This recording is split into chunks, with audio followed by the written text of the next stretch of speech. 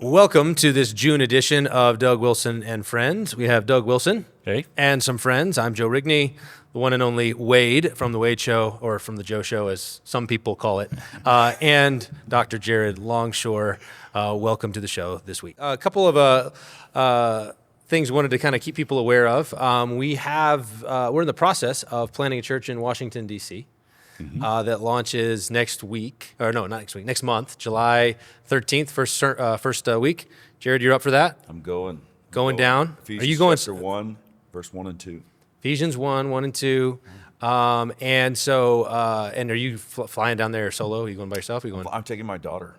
Oh, you guys gonna go do some fun DC things? See the sights. See the things. Yeah. In DC. Yeah, that's the plan. Okay, very cool. And so if you're interested in that, if you live in the Maryland, Virginia, DC area, ChristKirkDC.com. You can go check that out, sign up for updates, and come check out that initiative. We also, I think tonight, Stephen Wolf's Man Rampant, which I think people have kind of anticipated with some. I'm interested. I didn't get to hear it. Yeah. It's out now. It's actually out formally already, and so that should be interesting. Was that a good one? Yeah, it was a good one. Stephen is an interesting cat because he's in person. He's affable and easy to talk to, and he's fierce online and on Twitter, and takes no prisoners. Sometimes justly, sometimes unjustly.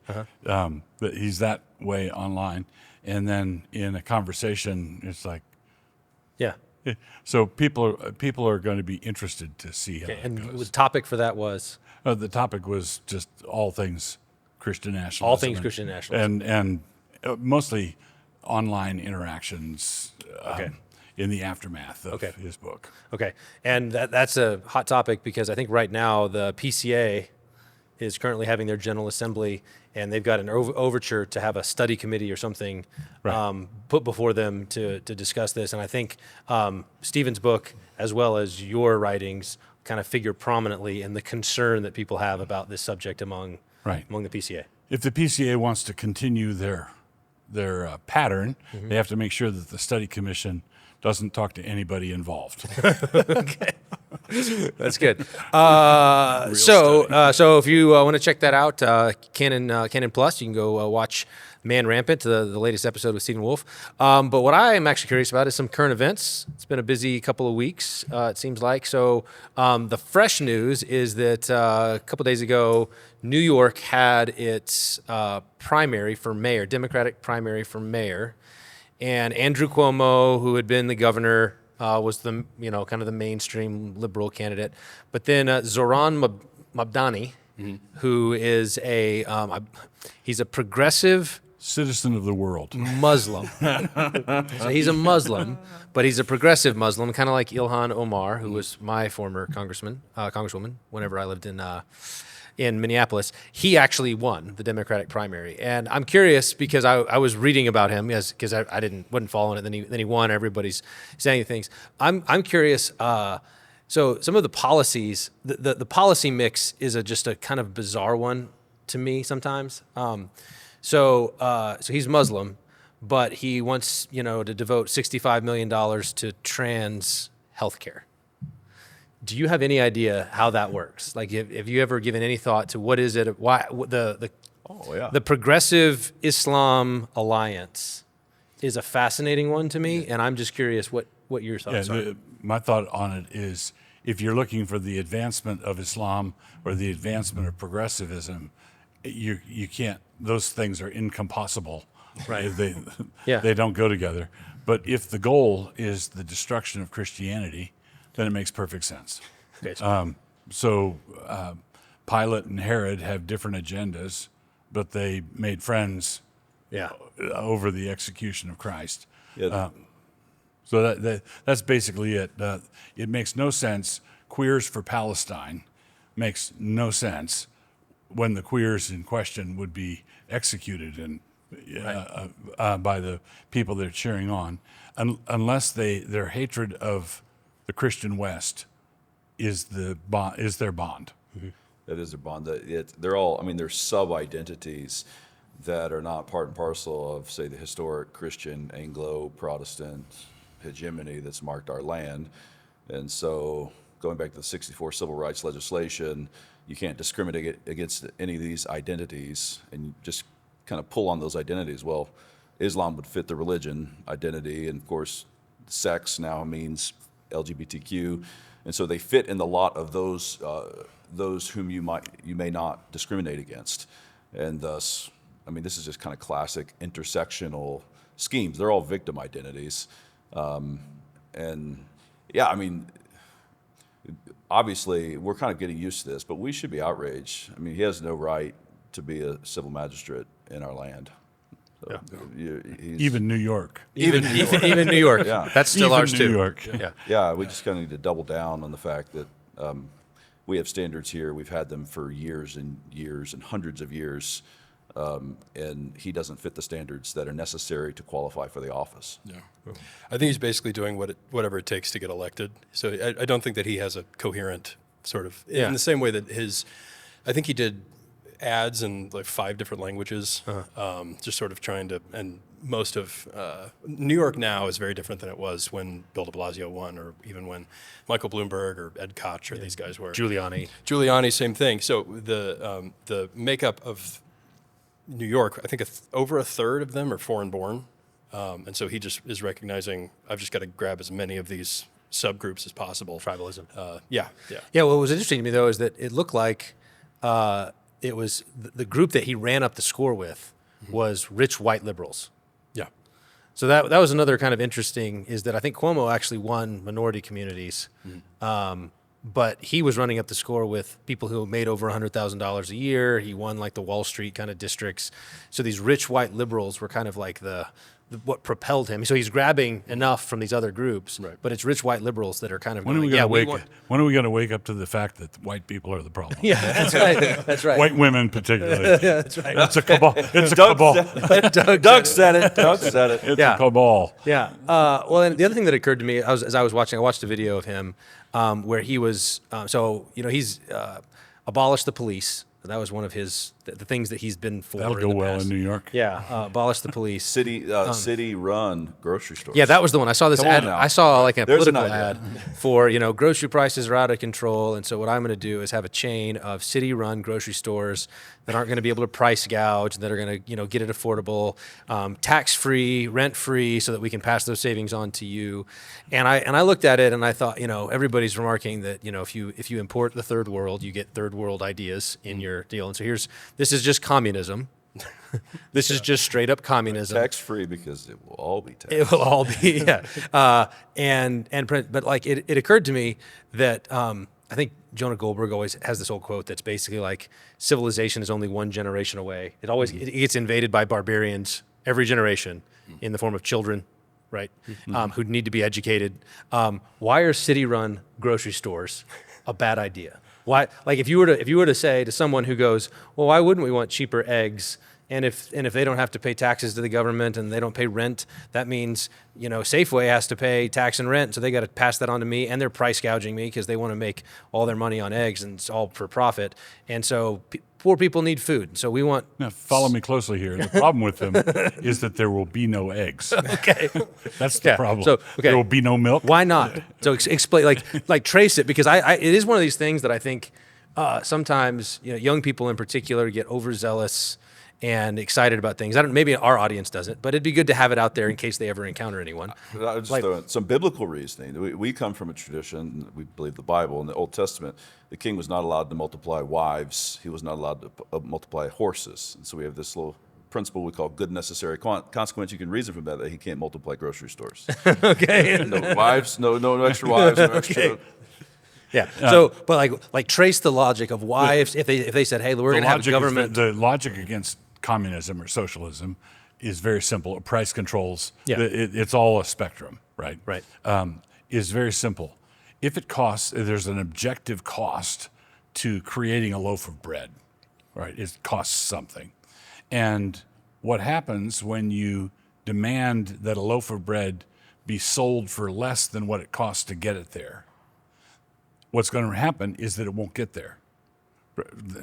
That's why if you looked at grocery stores in the Eastern Bloc or in the Soviet Union, you've got all this grand theory, but empty shelves. Right. And that's why Yeltsin or other Russian leaders, when they came over here and they looked at the, grocery store, Yeah, normal grocery store. a normal grocery store, and there are 37 varieties of Pop-Tarts, Yeah. and that's just to start. That's just beautiful. getting It's a warmed beautiful up. It's just basic economics. You can't make people charge less than what it costs to produce, because what you're doing is you're just pricing the thing out of existence. Well, not out of existence. You're pricing it into the black market. Right. Where you go into the official store, you won't be able to get eggs or bread or milk. And so you're going to get it from a guy that I know that is selling stuff out of the back of his van. What if they say, no, the whole point is the government will make up the difference. So Idaho, if our farmers need this much, to make the bread or harvest the wheat and turn it into bread. And so it costs them, $2. And so a normal grocery store would charge $3 in order to get their profit. Yeah, so but we're only going to charge $1.50, and the state will make up the difference. Right. So the state will make up the difference, which is to say the state will make the people with money make up the difference via taxation. But the people with money who are the people with money in New York City who are not already packing their bags are out of their mind. Right. So what they're going to do is they're going to drive taxpayers, what few remaining taxpayers there are in New York, going to drive businesses out. They're going to what's happening in spades to California right now, which is having a population decrease because of regulations, because of tax policies, et cetera. They're saying we've got a sugar daddy here, the tax-paying chump. But he's not going to put up with much more of this, Right. And so consequently, they're going to turn to the taxpayers in order to subsidize this, and they won't be there anymore. Yeah, it occurred to me that even at a base level too, if you have we're just going to add to the mix. It's kind of like it was the ad pitched it as the same way as you have private healthcare, and then you have the public option, sort of Obamacare type stuff, government option. It would just be one more option among all of the other grocery stores. But if the state-run grocery store is subsidized, and so is charging $1 less for everything, all of those other grocery stores are going to be gone very quickly. Because why would you go shop at your Safeway or your Target if you can get the cheaper stuff for a minute at that one, and then they're gone just completely, and all you have left is the government-run versions, so it was just an interesting thing because part of what drives that is this idea of like, grocery stores there's so few grocery stores in these urban centers. Well, why is that? And it's like, well, because they have to lock up the toothpaste. Right. It's because they abolished the police, or they hamstrung the police, and they allow rampant criminality. Which is another policy proposal. Yeah, right. And so we will have these government established grocery stores, and we will not protect them. Yeah, no police. So, but it was anyway. It's just surprising. Like, you just see this whole thing in New York as kind of this microcosm of here's a Muslim communist that rich white people are voting for, so that he'll abolish the police, get government-run grocery stores, and fund trans health care. And I just thought, what a world! Like, what in the world are we even living in? Any other thoughts on that? Do you think that flies? Do you think that in New York today? Do you think do I think he'll get elected? Yeah, you think that he'll be able to pull it out? So if he does, then it's kiss New York goodbye. Okay, yeah. That's just why Ron DeSantis, I think, was rolling out the red card. All the refugees from New York who are going to move to Florida. You think that's? We'll see if it works out for Ron DeSantis. Yeah, right. Yeah. If instead, he should be putting up a wall and saying no more New Yorkers. Right. They're going to want Andrew Cuomo. That's right. Guy that they voted for. Yeah, right. Okay, so the other big item. This is the one we spend more time on. This is Israel. I guess we're calling it the 12 Days War now. That's what they're trying to call it. Well, and a few bombs after. Yeah, right. A few postscripts. Yeah. 12.2 day war. In the history books, it'll be 12-day war in all caps, as President Trump named it. Yes. So Israel basically is going after Iran's nuclear sites, gets into this thing, and eventually America decides to join, but very limited. And so there was debate, but this is like, so if the left is debating between, Islamic communism and whatever Andrew Cuomo is, the right is having a debate about whether or not we should blow up Iran's nuclear facilities. Is that going to get us entangled in another Middle Eastern war? Before the latest development where they have a ceasefire, whenever it was being contemplated, what were your? Did you have it? I'm assuming you were following it before the mission, before they blew it up. Yeah. Were you thinking stay out of this completely? Yes, but I was wanting us to stay out of it because I think the Constitution requires a declaration of war by Congress. Because the way we have it now is the Constitution requires a declaration of war, then the president executes. Right. He goes and fights. And we, since the Korean War, which was a police action, the last declared war was the Second World War. But what that allows Congress to do is fund wars and then be able to disclaim responsibility for it. Everybody's a critic, right? Mm-hmm. Right. Well, we authorized military action, but not that kind of military action. So the allowance of the allowance or insistence that Congress stay out of it is allowing them to abdicate a fundamental constitutional responsibility. Okay. Now, I do think that the president would have the authority as the commander in chief to use military force on a pirate fleet or renegade Houthis in Yemen or things like that. But Iran is a sovereign state, dictatorial bad guy rulers. There's no way that in this context you could have that kind of damage done to them without radically destabilizing the existing government, which is why people are talking about regime change. Mm-hmm. Israel very much wants regime change. We have disclaimed we're not interested in that, which means that our mission to destroy those 3 sites was accomplished and we're out. So the neocons would like regime change. They want Trump to do more. It looks right now that he's not going to do more. Mm-hmm. So I have constitutional arguments against what happened. The military operation, simply from a craft competence standpoint, was exquisite. It was amazing. And the U.S. military regained a lot of credibility that they'd thrown away in the previous 10 years. Mm-hmm. Like, I guess we still know how to do things. But that's just a craft competence issue. So the whole thing is a jumble. Israel, in my view, has every right to be at war with Iran because of just the nonstop flow of rockets. Yeah, funding Hezbollah, funding Hamas, all of the other states. Funding all of that. So Israel has every right to be at war with Iran, and they have every right to want regime change.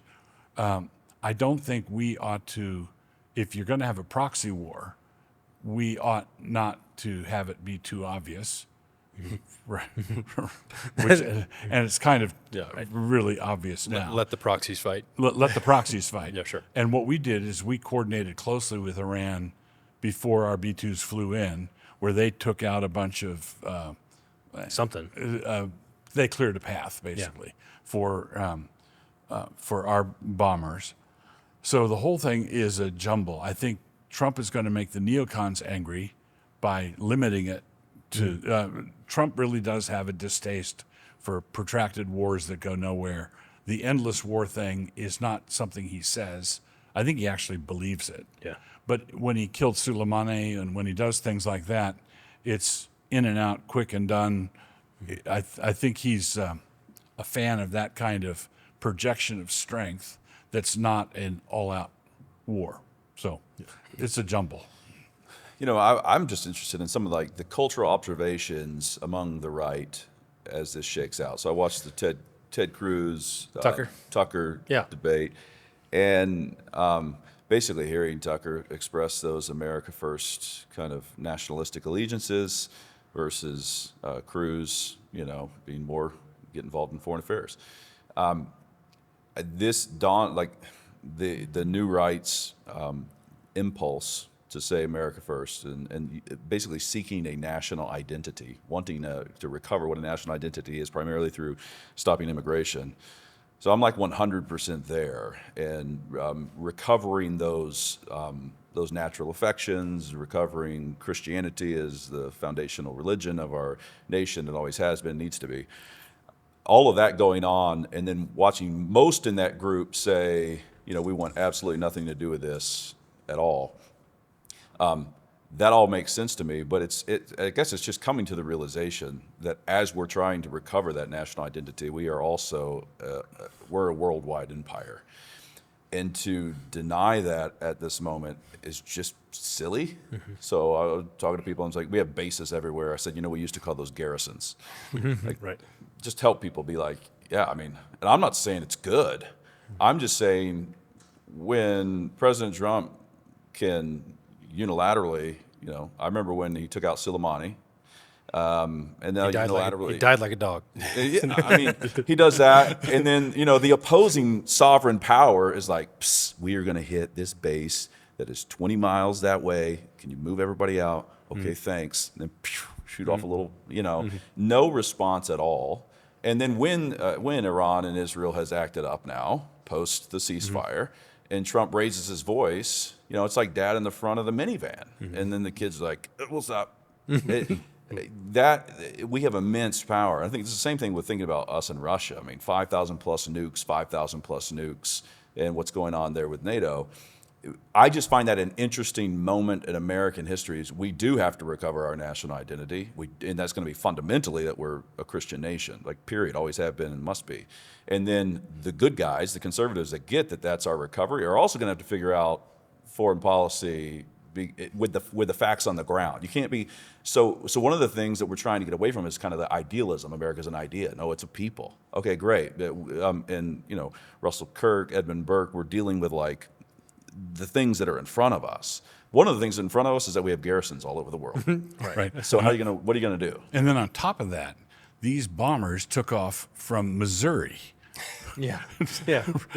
Right, from Missouri, from the middle, and they flew around the world, didn't touch down, conducted the mission, came back. So that warfare is in the middle of a hard transition, basically. And I think we're sort of, the Monitor and the Merrimack in the war between the states was the battle between the first ironclad ships. And I think we're on the cusp of the next generation of warfare. Like cavalry warfare to machine guns in World War I. That was a major moment for everybody. Mustard gas, things like that. And then now it's drones. Drone warfare, long-range bombers, cruise missiles. Basically, I think, and the perennial temptation of generals is to fight the last war. Mm-hmm. And one of the reasons we did as well as we did in World War II is because our battleships were sunk at Pearl Harbor, and our aircraft carriers were out at sea. So we had to rely on our aircraft carriers, which was fortuitous. That was a real blessing, because there would have been a temptation to fight the First World War over again with battleships. And the game had changed. Air power in the First World War and air power in the Second World War were completely different animals. Right. And now it's even more air power, and it's not going to be long before we're fighting from outer space. That's going to be part of this equation. And so, if you marry that to Jared's point of we're a nation, what is our national identity? What is the foundation for it? It has to be more than military power. That's going to erode quickly. Yeah, and a big part of this, I think, also is Trump's, Trump's Mr. Art of the Deal, and so his policy. You can usually try to figure out why he's doing something based on negotiation reasons. So I think what he was trying to do at some level was to set the negotiation table for the Israel-Iran conversation. So he tried to set it up to where you guys can make peace without me involved. And if you guys can't do it, then I think it actually gives Trump and the U.S. some kind of off-ramp out of the Middle East kind of. So you're saying by taking out their nuclear sites and saying we had a very limited objective, where this now forces you to come to the table with certain things handled, right? It's not a question of. So if what they're saying is true, that we did actually obliterate which I believe is the word that has been used multiple times. We obliterated again. Yeah. all caps. Then now it's not a question of Israel and Iran trying to tug of war over whether Iran gets to enrich uranium. Right. That's off the table. We took care of that. Mm-hmm. Now it's, can you actually not fight each other all the time through proxies and things like that? Which I think explains his frustration with Israel now. Right. Israel decides to kind of at the when he was getting onto the Air Force or Marine Force One. Yeah. So the fact that which I thought was a kind of interesting, from a parenting standpoint, use the parenting analogy, but it's sort of like, if the kids are I fighting. cut the cheeseburger in half. I gave half to one and half to the other, and you're still fighting. Yeah, well, but it was kind of like, hey, your kids are fighting the back seat, and Dad says, in 5 minutes you have to stop fighting, and then one of the kids is like, wham, and just gives one more, Dad, wham, and then so And one good lesson is to take the cheeseburger away. Right, just take that off the table. Just at least take half the cheeseburger away. So, do you guys have any sense of like? So when I've seen the way that the administration has sort of celebrated, we've obliterated, and people are saying no, like there's the fog of war of like, did we actually blow up everything we wanted to blow up? Any mission accomplished? Like I have that in the back of my head as like when George W. Bush put the banner up after we sailed through Iraq, and then it was like we were there forever. Is there any bit of that in your heads of not so far because. What Bush was a nation builder. Bush wanted to export democracy. He wanted to, in his second inaugural, he was all about that. Like America's an idea, and it's an idea that has its own secular Great Commission that's associated with it. And so consequently, when he said mission accomplished because of the military victory, everybody knew the context was you've barely even started. Right. But for Trump, the only mission is Iran must not have a nuclear weapon, and they don't. Okay. Right. So mission accomplished. So that's the mission that's accomplished. So if Trump has disavowed any notion of regime change, or he tweeted something about regime change, but it was in the context of the Iranians can do that. Yeah. Right. Seems like a good idea. It's a good idea. You guys do it. So he's not going to export democracy at all. So consequently, all he has to do is give tangible evidence that those nuclear sites were obliterated, in fact, and he can say mission accomplished. Right. That's the limited scope of our objective. We did it, and we're out. And obviously Israel wants more than that. They can do it. They can do it, but you think he's going to be able to resist that, whatever that lobby is that says we need more than this? The neocons plus Israel. You think Trump's just going to say pound sand? We did our thing. I really think that if there's one thing that Trump is good at, it's resisting pressure. Okay. If he really believes that we ought not to get embroiled in land wars in the Middle East, and I think he really does think that, and Vance certainly thinks that, and there's a bunch of people of that mind in the administration, I think it would take an enormous amount of pressure that they don't have to get him to commit to more. I think that's right, and I'm hopeful for that. The interesting piece is kind of the art of the deal part of his nature. And as you said, like you think, this works for me. I know the art of the deal and kind of compromise. Can you guys do a compromise?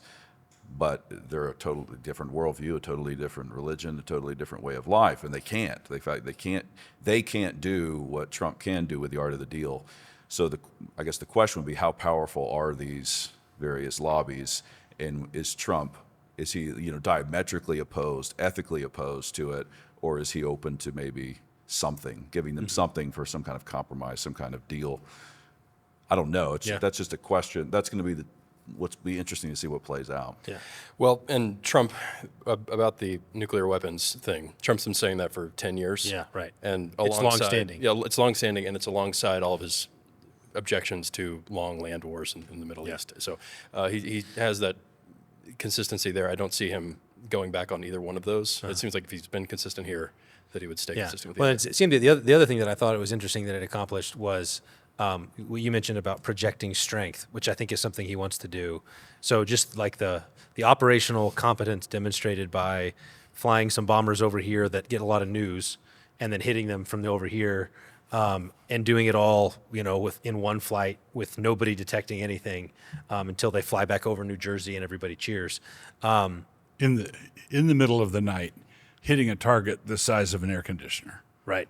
Yeah, which I've want, like my speculation too, though, is because everybody's talking about they aimed at an air vent, which was the plot of both Star Wars and Maverick, Top Gun Maverick. Yeah. And I just thought, wow, is Trump getting his ideas from movies? Is that? Those are fun movies. He was like, hey, can we do that? Is there any way we can do that? Let's not rule that out. Yeah, that's right. Yeah. So now I'm kind of trying to figure out what movies to watch next to see if I can anticipate. But it was a projection of strength to other adversaries, right? If you can, that's the thing that I've been impressed with from Israel. Somebody tweeted this a couple weeks ago that in the last 6 months, Israel's basically pulled off like 4 or 5 movie level, like they could make a blockbuster movie about the pager thing, and about we smuggled a drone base into Iran and then released the drones to take out their anti-aircraft stuff, and so it's like the Israeli intelligence and blew open the jail door where the Iranians house their political prisoners. Yes.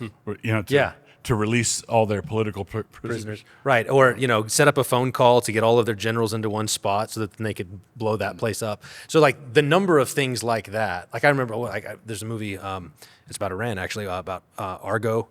This is a Ben Affleck movie about when Iran fell the first time and these State Department employees went out the back door. And so Iran had taken all the hostages, but there's these folks out in the wild, and if they get caught, they're going to be tagged as CIA agents and be executed on the spot. And they go and hide out in the Canadian ambassador's house, and they have to bring in a CIA fixer to basically figure out a really creative way to get them out. And they finally made a movie out of it once it was declassified. And it's like that level of like multiple examples of that kind of creative thing. And so I've just been really impressed with that.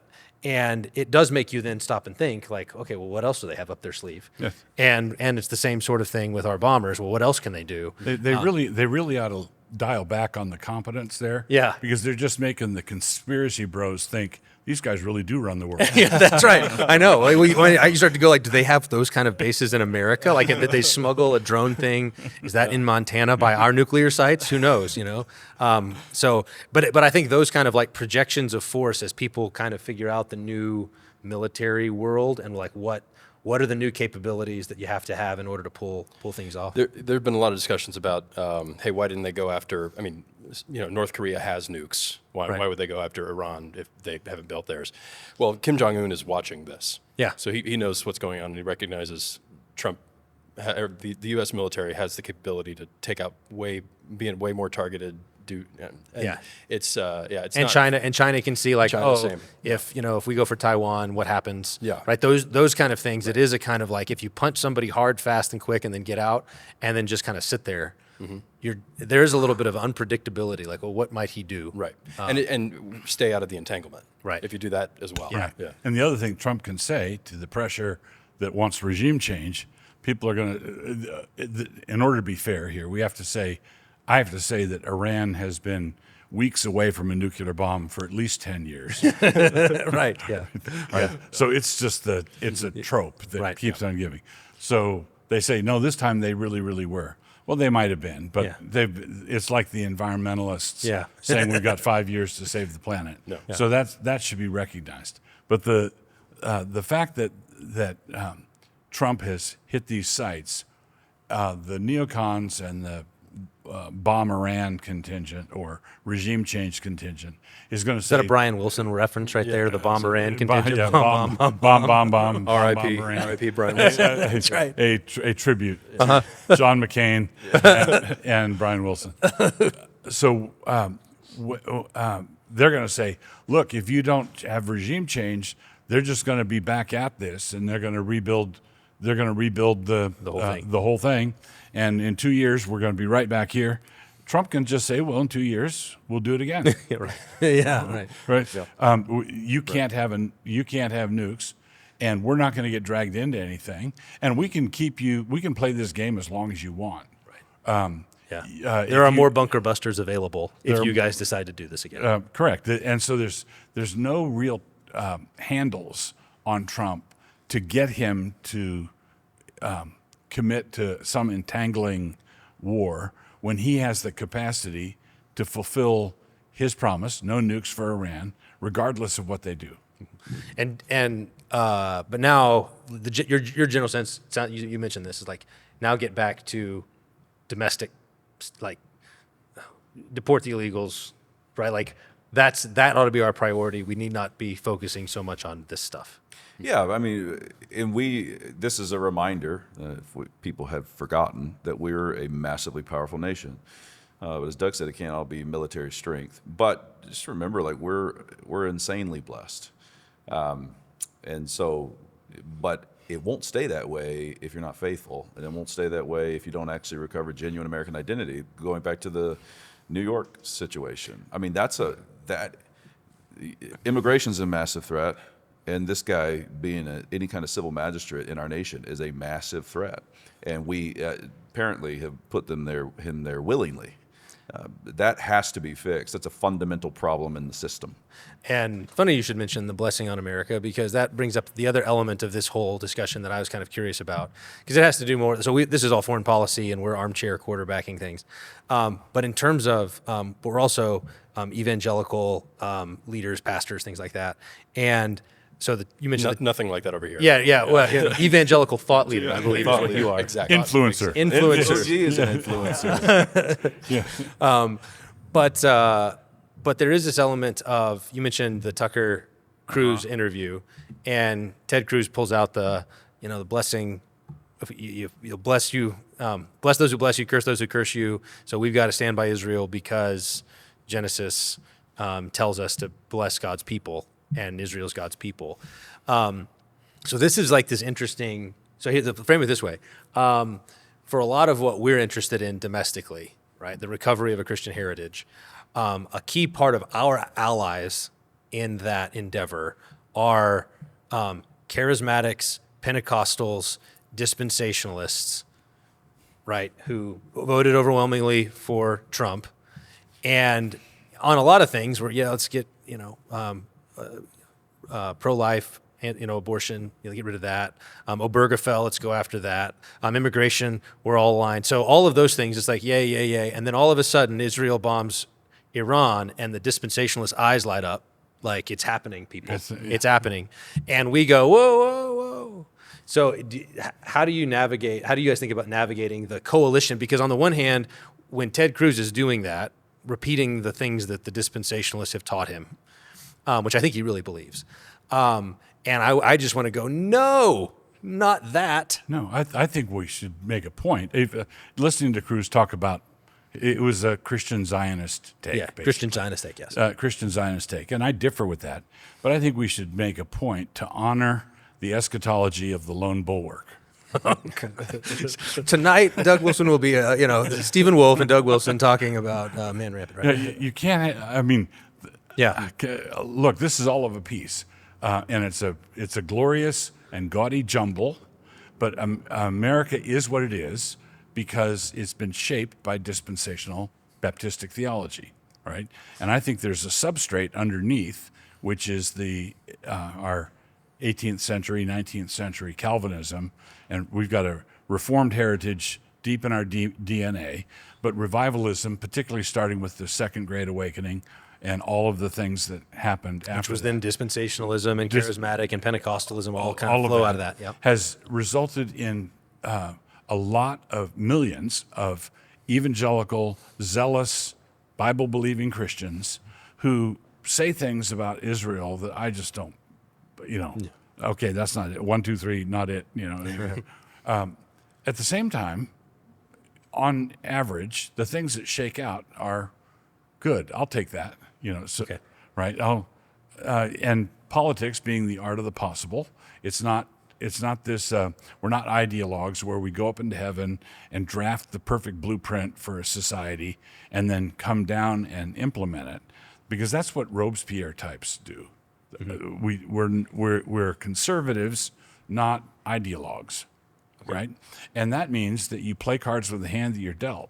And one of the things that we were dealt was dispensationalists, charismatics, Baptists who think about the end of the world in a particular way. And I don't buy it, but can God use it? Yeah. So for those people who think that that's a big deal, basically, I think there's a certain contingent of Reform folks, non-Zionists, non-Christian Zionists, no, Christian non-Zionists, maybe that's the term, Christian non-Zionists, who go, anytime this stuff comes up, they get really animated and they want to correct it. They want to exorcise the dispensational demon from American Christianity, right? And so you don't think you think that's too strong of a way to put it. You're not going to be able to do. I think that's a good thing to do. I would like to teach and influence and that sort of thing, but you are not going to be able to do it when Israel is in a hot war, right? When Israel's in a hot war, if you go talk to your dispensationalist uncle, who is pulling out all his old Let's get Schofield on. his Schofield reference Bible and stuff. This is not the teachable moment. Okay. Yeah, and your point about kind of like the revolutionary spirit versus the conservative spirit is huge here, and run the history on it. So the first thing for all these guys that are rightly wanting to fix dispensationalism is to say, well, look, we were all, the American Revolution was deemed the Presbyterian Revolt. If you go back to the American founding, we're not only Christian, we're not only Protestant, but we're like Reformed, just through and through. And you didn't have this kind of thing, and so it was a growth. And particularly, you talk about that Second Great Awakening. Like, go back and look at the faulty maneuvers and the faulty theology and the faulty approaches that gave rise to this particular error. And if you can see it in history, then you go, all right, I want to honor my fathers. And hey, some of our Protestant fathers in America, we made some errors, but there are fathers. And this is kind of the result. This is the house that we built, okay? And so let's fix it. It's just a spirit of the thing. So there is a way I would say you have to fix it. So you have to go and say, like, yes, we're going to work on this. But it's the manner in which you're going to work on it. If you're over there just kind of stomping and beating on the ground, that's not going to work.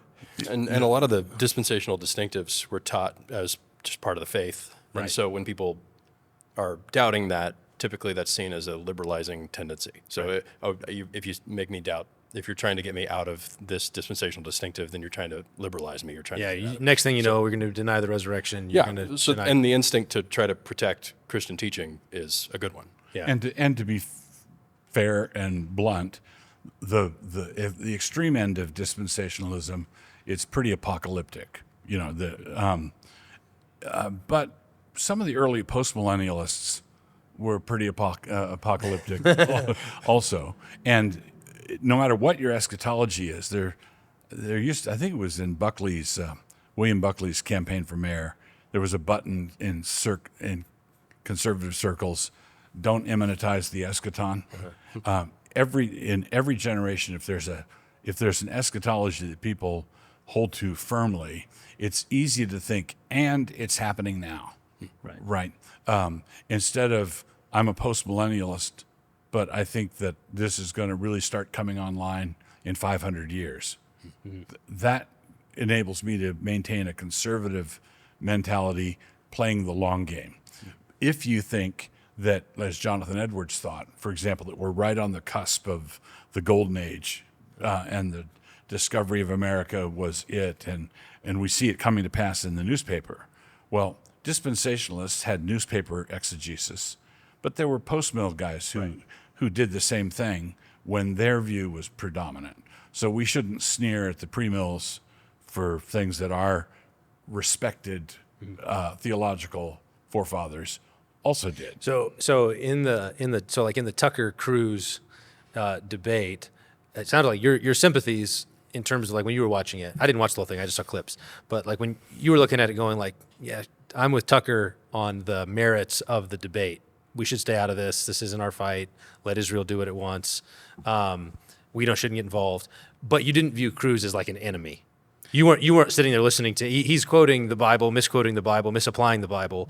But you're going, but I'd rather have that than the gay race communist. And man, I'd rather have I always take a victory lap when I see this. I was like, we live in a Christian nation. We got a senator and one of the leading, news guys sitting here. And Tucker's like, we're in a Christian nation. You're a senator. You brought in theological principles. I can speak to this. And I was like, well, this is great. Like, let's actually work out the theology. I was also thinking, covenant is a fascinating topic in and of itself. And so you want to blister everybody with dispensationalism. And I think, I'm sure it's still a thing, but when I was in seminary, everyone was saying there were leaky dispensationalists, progressive dispensationalists. There was anything but a real dispensationalist. Like there weren't any like Schofield guys walking around. And I'm not talking about just at my seminary. I'm talking about like really everywhere. It's like so. And maybe it's more accurate to say like what you said about Christian Zionists, which would allow for a spectrum of old school Schofield dispensationalists up to, like Mark Driscoll is whatever that is too, right? So he's reading the newspaper and saying, here we are in the end times. And I've seen guys that I would not have expected,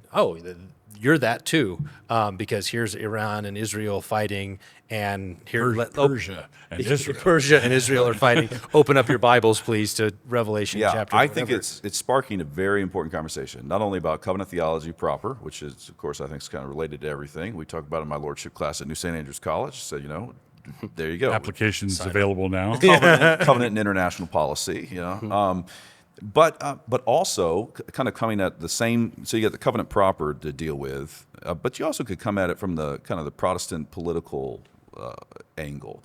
Meaning, our tradition, historically, Protestant thinkers are going to say, in Christendom, of course we have an allegiance to other Christian peoples and Christian lands. And if you worship the triune God, then we have a certain allegiance to you. It's not the only one. We can still fight over oil rights and that kind of stuff, but this is actually a factor in our thinking, which is playing zero role in the way that even I think conservative people are thinking about our international affairs right now. So they're not thinking that we're a Christian nation, and therefore they're not thinking about if another nation's a Christian nation, and if we have any allegiance to them, because our civil magistrates are defending the Christian faith. If we could bring in another conversation with the whole Presbyterian thing, like every Presbyterian is a Christian nationalist, every Presbyterian, American and old, thinks that the civil magistrates should protect the Christian church. Well, that's going to play into your international policy. I say it's going to, and to grant that point, that's just opened up a whole host of questions. How much, But yes, as soon as you start thinking that way, yes, you should be thinking about Israel that way. Like, what is Israel? Well, they're not a Christian nation. What are they? They're a broken off branch, and that should be informing to some degree the way that we approach them internationally. And you can actually have a really healthy, mature conversation that's not just people pulling their hair out, and realizing we as a nation have a long way to go on that front. I'm for one pleased that the conversations we're having are questions like, is this biblical? Right. And is this America first? Yeah. I really like that those are the things that our pundits So are like, talking so about. if the left is debating whether or not to have government-run, grocery stores and trans healthcare, and the right is debating, is this biblical or is this America The first? continuity of the Then we're going, I think we're in the right space. This is where we want to be. For all the people who think that we wouldn't be any different if Kamala were president, then I would just talk about that. It's a striking difference and where we want to be. And I think we'll have more of those is it biblical conversations later. So to Ted Cruz's point at the beginning of that clip that we're all talking about, I am glad that we're talking about Sunday school lessons related to foreign policy. Right. Well, and then, to tie it back into, we're planning a church in Washington, D.C., and maybe Ted can come. Senator Cruz could come check it out and maybe get a little bit of better exegesis on how to read Genesis and Revelation and so forth. What was that date again? Jared's going to be Jared, there. that's right. Yeah, start And kicking plenty us in off. Ephesians. You're going to find, It's gonna definitely all have be there. applications. Yeah. I should mention that even though we're flying different preachers in for the DC plant, we're preaching through the book of Ephesians. Yeah. So all the preachers it's going to be an expository series right through it. So, well, with that, that's a good place to end. So, what I'm hearing is the New York's doomed. Yes. Okay. Israel and Unless Iran, Trump bombs it. unless Which is Trump, not exactly that's breaking right. news. When we're talking, I would say Nothing new to see here. Yeah, that's right. So, in regime change in New York, but not necessarily in Iran. Right. That's all good, and we can still get along with our lone bulwark dispensationalist friends. Yes. And seek to build things together, advance the gospel together. We shouldn't let that be a dividing. Right. Eschatology should not be a dividing thing, even if we want to argue about it. Right. Okay. Very good. Well. And so, yeah, if you're, hope this was enjoyable for you. Man Rampant, rolling out those episodes every week or so. So let's see, we got Calvin Robinson's out there, Robert Netzley, Joel Salatin, and now Stephen Wolf. More to come, about 4 more episodes. And so check those out, canonplus.com. And until July, we'll see you then.